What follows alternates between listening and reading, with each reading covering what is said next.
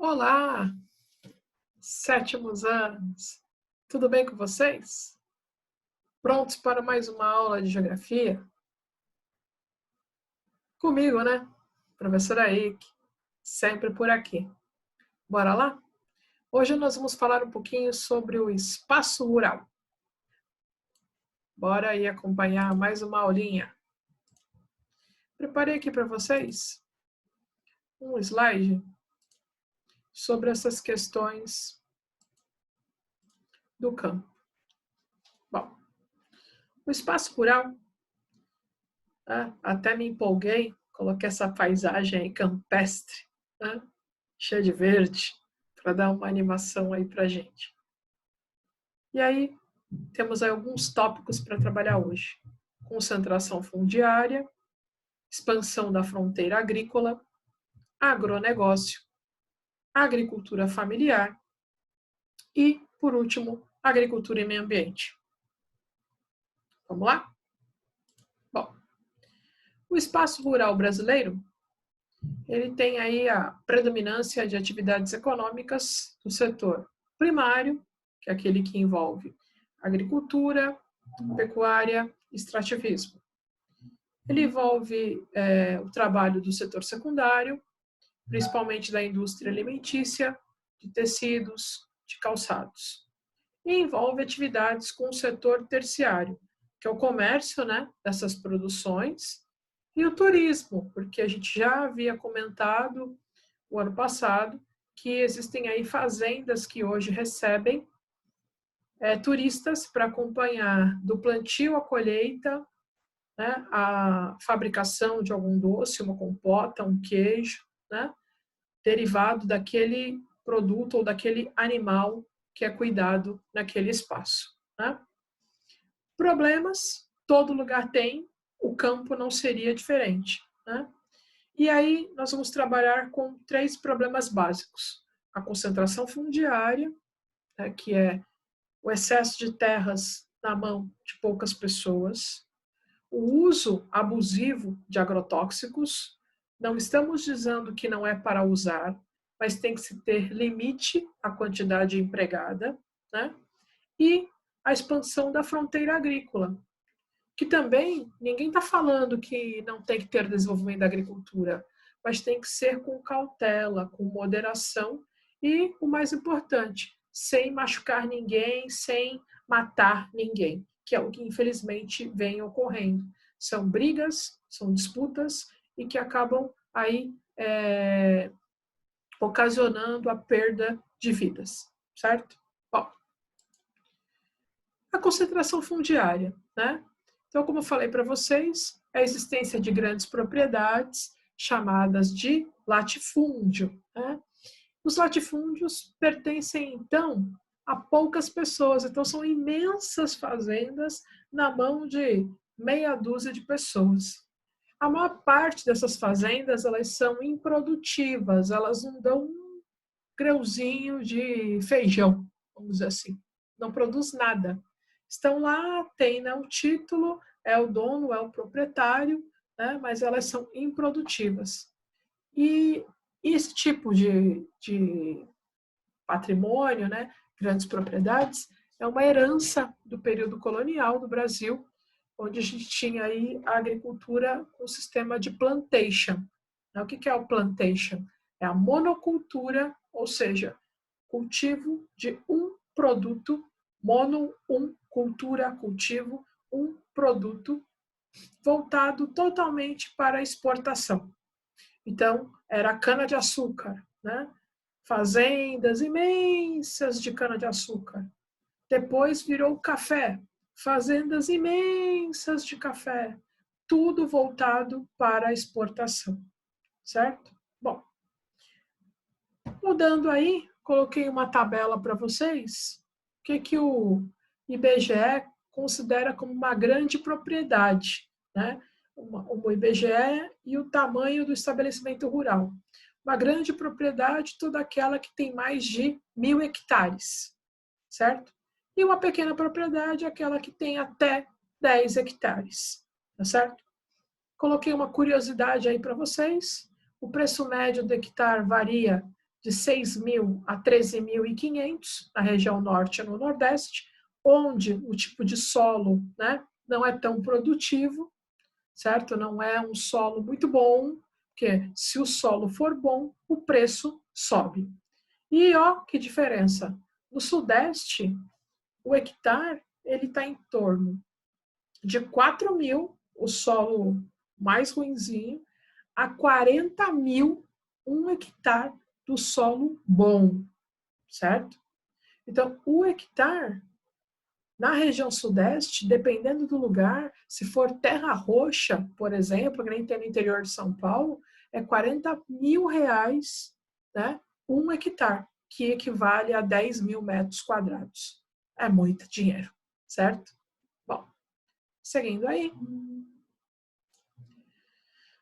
Problemas dessa concentração fundiária.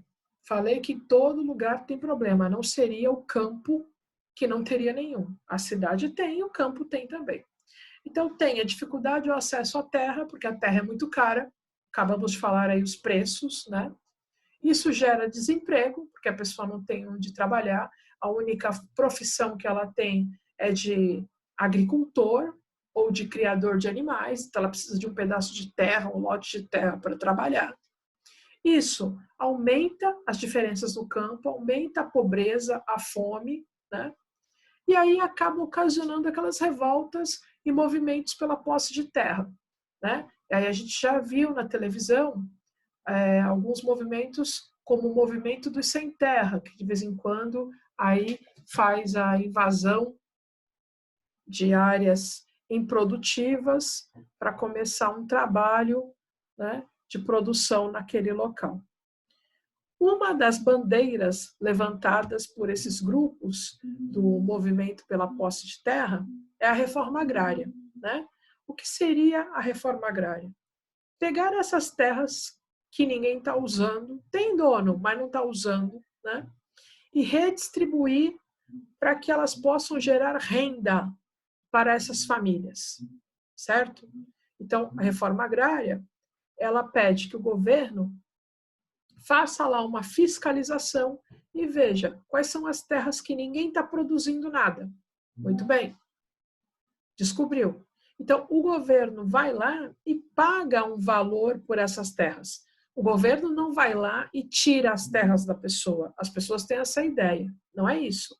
É que o governo ele vai fazer uma avaliação daquele terreno, qualidade do solo, se é perto de rio, se tem floresta, como é que é. Dependendo, é que vai sair o preço. E, às vezes, as pessoas acham que o governo está pagando muito pouco pelo aquele lote de terra. E aí daí não querem vender. Então a reforma agrária não é que o governo vai lá e desapropria a terra e dá para o camponês que não tem nada. Não é isso. O governo compra, só que por um valor abaixo do valor do mercado, certo? E esse lote de terra, ele vai ver o tamanho e vai dividir esse lote de terra pelo número de famílias que estejam cadastrados. Então, naquele ano, tem 100 famílias cadastradas. O governo conseguiu fazer 10 desapropriações de terra. Vamos ver se comporta todo mundo aqui. Então, existe um tamanho padrão para cada família, né?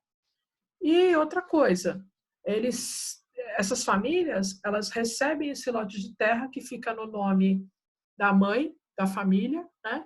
E só. Eles não ganham um dinheirinho para erguer a casa, eles não ganham um dinheirinho para comprar as primeiras máquinas. O que eles conseguem é uma abertura de conta no Banco do Brasil, se eu não me engano, ou na Caixa Econômica Federal, para que eles possam fazer um empréstimo para começar a vida nova ali naquele espaço. Então, é uma coisa meio complicada, né? Porque para quem não tem nada e assumir uma dívida sem ter produção nenhuma, também é uma situação bem delicada. Bom, outro ponto importante da concentração fundiária é a busca pela demarcação de terras indígenas, porque a gente já sabe que existe, né, os espaços que são destinados à vida do indígena, só que não são respeitados. Então, está se pedindo para fazer a demarcação de vez. Olha, aqui é espaço indígena e ninguém pode vir aqui desmatar, caçar, poluir, seja lá o que for, certo? Então, para preservar a cultura desses povos, né, manter esse modo de vida que já vem sendo tão ameaçado ao longo da decorrer da história do Brasil e garantir ainda um pouco de sobrevivência, né, no meio natural que era deles, né? A gente que foi ocupando, não se esqueçam disso. Bom, expansão da fronteira agrícola no Brasil. Então, o que é esse fato? É o avanço das áreas de produção da agropecuária sobre a vegetação nativa. Então, nós vamos abrir novas fazendas em área de vegetação que não teve ninguém por lá. Isso aí tem acontecido muito nas áreas do Cerrado e nas áreas da floresta amazônica, certo? No Brasil, vivemos aí o boom, a explosão do cultivo de soja e da criação do gado bovino, né? E principalmente vem acontecendo esse fato nas regiões, como falei, da floresta amazônica, região norte e da região centro-oeste, né? Mato Grosso. O Mato Grosso aí está totalmente agrícola da soja ou da criação do gado. Isso gera impactos ambientais, desmatamento, queimada, compactação do solo, né? Com a questão do pisoteamento dos animais, né? Contaminação das águas, por causa do cocôzão, xixizão do boizinho e da vaquinha, não tem jeito, né? Bom, a irmã Dorothy, ela veio dos Estados Unidos por volta dos anos 70, uma missão de tentar estar trabalhando, conversando nessa questão da expansão da fronteira agrícola no Brasil. Então, isso aqui não é novo, desde os anos 70 acontece, né? E ela perdeu a vida numa dessas reivindicações. Então, um fazendeiro mandou lá um dos capatazes dele lá da fazenda matar a irmã Dorothy, que estava se atrapalhando, né, a produção dele de soja lá. Ele queria fazer o desmatamento para ampliar a soja naquela área e ela dizia que aquela área não era para isso. Acabou perdendo a vida em meio à floresta. Quantas pessoas, né, já perderam a vida por conta da proteção à floresta? Chico Mendes também, que era um líder, só que aí no caso dos seringueiros, que extraíam lá o látex das seringueiras no meio da floresta, né? E a irmã Dorothy, ela era norte-americana, estadunidense, né, nascida nos Estados Unidos, só que ela se naturalizou brasileira, porque desde os anos 70 ela está no Brasil. Então, mais de 40 anos, né? Estava vivendo aqui, infelizmente foi morta a tiro. Ela viu o próprio assassino, infelizmente, certo? Parece aí que foi preso, pagou fiança, mas já está solto. E as pessoas aguardam aí uma solução para este problema, né? Bom, o agronegócio e a agroindústria são a mesma coisa? Não, certo? O agronegócio são todas as atividades, desde o cultivo, processamento, pesquisa, tecnologia, né? Tudo que for ligado ao campo, a industrialização desses produtos, a distribuição, o comércio, né? Entre os diferentes setores da economia, porque às vezes você tem a criação do boi, mas você não faz nada com isso, só faz o abate. Então ele tem que ir para um frigorífico, do frigorífico ser transformado em alguma coisa, e dali para um outro lugar. Então, isso é o agronegócio. As transações comerciais em torno de tudo que é feito no campo. E o que é a agroindústria, certo? Ela vai fazer a transformação do produto, certo? Ela tem uma relação muito próxima com o campo. Lembra da propaganda da batatinha Ruffles? Do campo direto para a fábrica, né? A melhor batatinha que você já comeu. Então tinha o caipira lá tirando do campo a batata, levava para a fábrica e ela já ia para o saquinho. Então, mais ou menos isso. Coloquei aqui uma imagem de uma esteira passando as laranjas, né, que vão se transformar em suco, O suco pode transformar em polpa, pode transformar em geleia, pode transformar em sucos de caixinha, né?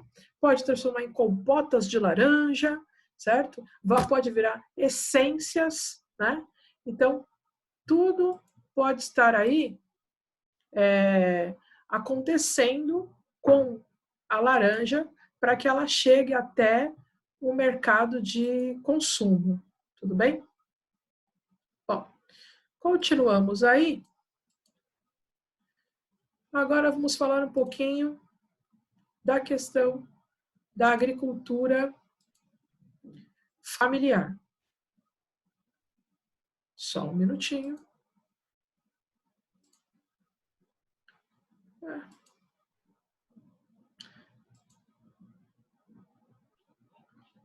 Problemas técnicos.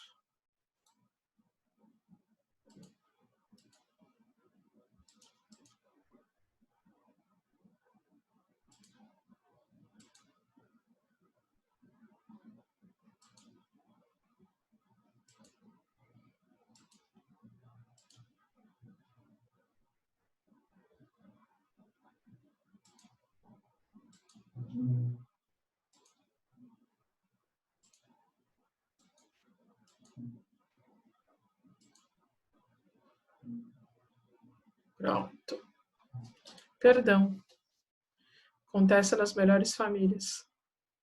A agricultura familiar é caracterizada, então, pelo uso da mão de obra familiar, pelas produções em pequenas propriedades, voltado ao mercado nacional, mercado interno, né? E ao consumo próprio. É responsável pelo emprego de muita gente, né? Isso ajuda aí a diminuir a quantidade de pessoas desempregadas no campo, né? Porque às vezes emprega a família e alguns vizinhos, alguns parentes mais próximos, né? E vem se destacando no cenário de produção brasileira, na produção de mandioca, feijão, leite, né? Criação de suínos, aves, na produção de milho, de café, de arroz, na criação de bois e vacas e na produção de trigo.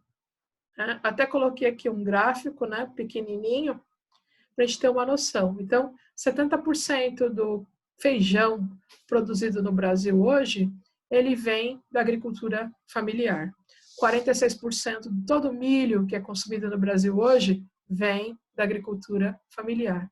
38% do café consumido no Brasil hoje vem da agricultura familiar. E 34% do arroz consumido no Brasil hoje vem da agricultura familiar. E o trigo, né, tão difícil de se cultivar no Brasil, porque necessita de temperaturas bem baixas, é produzido na região sul por famílias, grupos familiares, né? E já estamos aí com 21% da produção consumida no nosso país. O restante, o bom restante dessa produção vem da Argentina, né? Nós somos os maiores compradores aí de trigo argentino, tá certo? Vamos lá. Agricultura e meio ambiente. Então, eu coloquei aqui 3 imagens, né? A primeira é o avião fazendo aí a pulverização de herbicidas na plantação. É uma agricultura moderna, com uso de técnicas, né, de dispersão pelo ar, de pesticidas. Aqui eu tenho novamente o trator, só que agora também pulverizando inseticidas, né, na agricultura, também chamada de agricultura moderna, né? Aqui eu tenho já a agricultura tradicional, onde o homem aplica, né, o inseticida na plantação.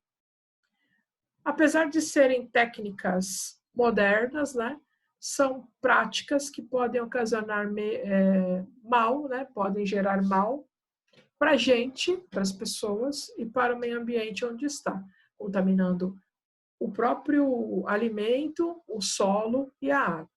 Né? Muito preocupante o uso em excesso. Ninguém está falando que não é para usar. Usar, mas com moderação, cuidando para que não ultrapasse o necessário, né? Então, o uso excessivo contamina a água subterrânea, contamina a água do rio, mata a vegetação, mata os bichinhos, compromete a saúde dos trabalhadores que estão aqui, né, sempre, e a qualidade dos alimentos cultivados. Não tem jeito, tá certo? Bom, práticas sustentáveis e a busca da qualidade de vida. Nós já estudamos no ano passado a questão dos alimentos orgânicos, né? É um modelo de produção que não usa fertilizante agrotóxico, não usa semente geneticamente modificada, né? Nem o hormônio é injetado nos animais para o crescimento mais rápido, né? Por que tudo isso? Reduzir os impactos ambientais e cuidar da saúde das pessoas. Aí eu coloquei aqui a imagem de uma propaganda, né? Orgânicos. Alimentos orgânicos são sempre mais saudáveis, são alimentos mais puros, mais limpos, significa mais saúde para quem os consome. O objetivo, então, dessa prática é a sustentabilidade econômica e ambiental. É uma prática que usa, né, adubo orgânico, que é o esterco animal, a rotação de culturas, lembra que eu expliquei? Planta num espaço, pega uma área e divide em 10 pedacinhos. No primeiro ano, planta no primeiro, os outros ficam descansando. No segundo ano, planta no segundo, aí deixa o primeiro descansando. No terceiro, quando chegar no último quadradinho para plantar, o primeiro já está descansado o suficiente para plantar novamente. Isso é a rotação de culturas, né?